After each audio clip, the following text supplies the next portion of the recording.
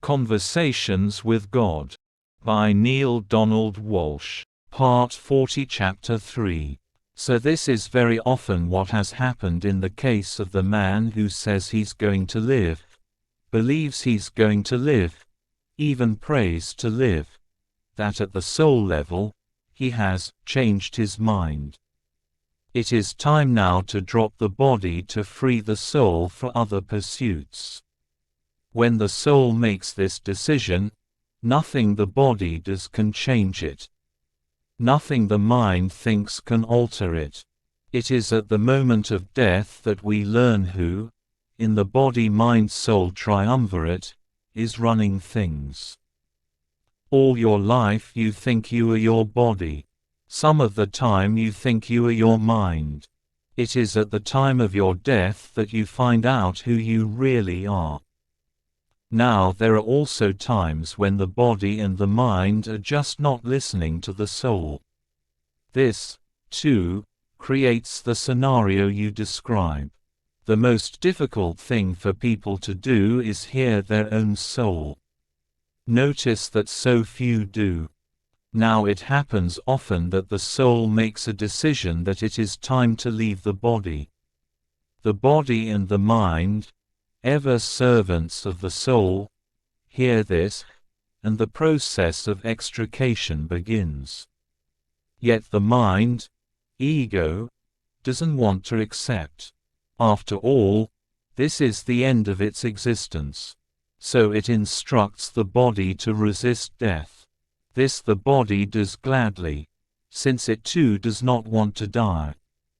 The body and the mind, ego, receive great encouragement, great praise for this from the outside world, the world of its creation. So the strategy is confirmed. Now at this point everything depends on how badly the soul wants to leave. If there is no great urgency here, the soul may say, "All right, you win. I'll stick around with you a little longer." But if the soul is very clear that staying does not serve its higher agenda, that there is no further way it can evolve through this body, the soul is going to leave, and nothing will stop it, nor should anything try to. The soul is very clear that its purpose is evolution. That is its sole purpose, and its sole purpose.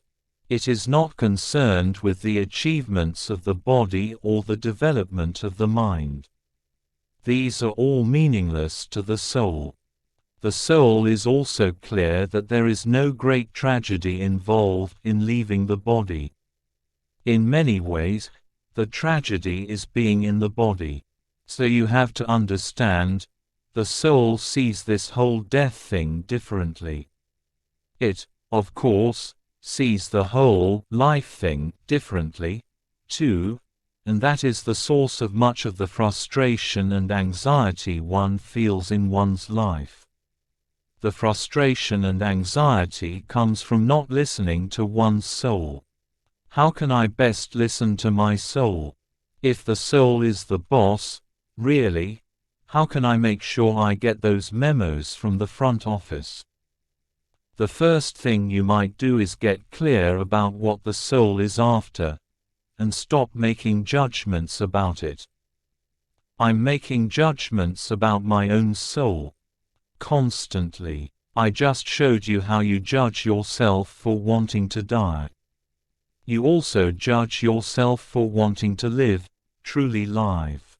You judge yourself for wanting to laugh, wanting to cry, wanting to win, wanting to lose, for wanting to experience joy and love. Especially do you judge yourself for that? I do. Somewhere you've come across the idea that to deny yourself joy is godly, that not to celebrate life is heavenly. Denial, you have told yourself, is goodness. Are you saying it is bad? It is neither good nor bad, it is simply denial. If you feel good after denying yourself, then in your world that is goodness. If you feel bad, then it's badness. Most of the time, you can't decide. You deny yourself this or that because you tell yourself you are supposed to. Then you say that was a good thing to do, but wonder why you don't feel good.